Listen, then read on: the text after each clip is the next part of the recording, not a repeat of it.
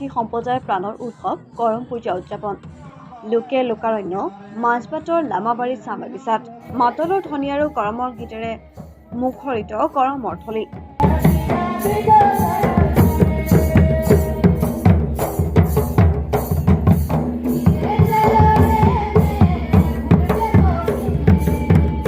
অসম চাহ মজদুৰ সংঘ বৰচলা শাখাৰ উদ্যোগত মাজবাট অঞ্চলৰ 7খন বৃহৎ চাহ বাগিচাৰ মজদুৰসকলৰ সহযোগত উদযাপন কৰে কৰম উৎসৱ।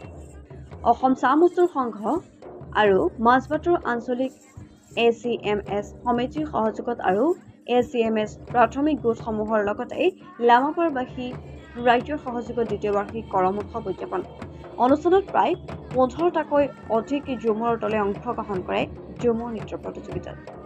ঝুমুৰ আখৰাস্থলীত মুকলি কৰে বিশিষ্ট সাহিত্যিক লেখক সুশীল কৰ্মীয়ে।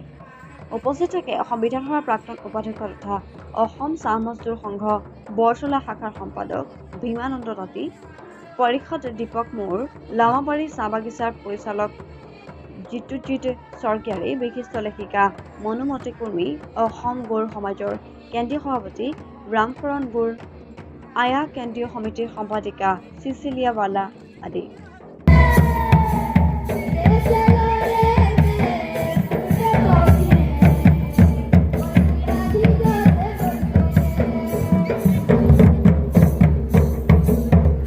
চল মিনি আসাম যাব দেশে বড় দুখরে আসাম যায় সুখে খাব সোনার আসাম দেশে মাজতো ঐক্যৰ সৃষ্টি কৰা হৈছে। এখন দুখনকে নহয়, 7খন চাহ বাগিচা একেলগ হৈ পেলাই যে এটা সন্মিলন পাতিছে, ঝুমুৰ সন্মিলন পাতিছে, এইবোৰ কিন্তু ডাঙৰ কথা। কিন্তু আজিলৈকে কিন্তু মই দেখা নাই।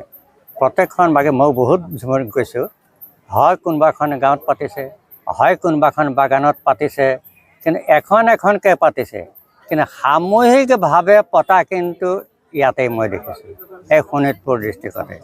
প্ৰথম চোতালত হৈছিলে, এই চোতালৰ কৰম লাহে লাহে দেখিলে যে আমিতো চোতালত আবদ্ধ কৰি ৰাখিলে নহ'ব, আবদ্ধ হৈ থাকিলে। তাৰ পাছত লাহে লাহে মঞ্চলৈ আহিল, তাৰমানে অকণ পোহৰলৈ আহিল। এই মঞ্চৰ অহাৰ লগে লগে আকৌ বহল মঞ্চ এখনো পাবলৈ ধৰিলে। আৰু এইটো মই কৈছোঁ যে দক্ষিণ পাৰতে প্ৰথম এইটো হ'ল মেকিপুৰ নাজিৰাত। আৰু সেইসকলৰ সেই উদ্যোক্তাসকলে মানে শিল্পী পেঞ্চনাৰ হৰেণ ৰাজুৱাৰ, শিল্পী পেঞ্চনাৰ নীলেশ্বৰ চিক আৰু সাহিত্যিক পেঞ্চনাৰ গণেশ কৰ্মী, তিনিওজন হ'ল সেই মেকিপুৰৰ নাজিৰাৰ। আৰু তেখেতসকলৰ উদ্যোক্তালৈ তেখেতসকলে লাগি পেলাই কিন্তু প্ৰথম মঞ্চত এইটো কৰিলে নাজিৰা মেকিপুৰত। মাজবাটৰ পৰা জ্যোতিনাথৰ ৰিপৰ্ট, সংবাদ 365।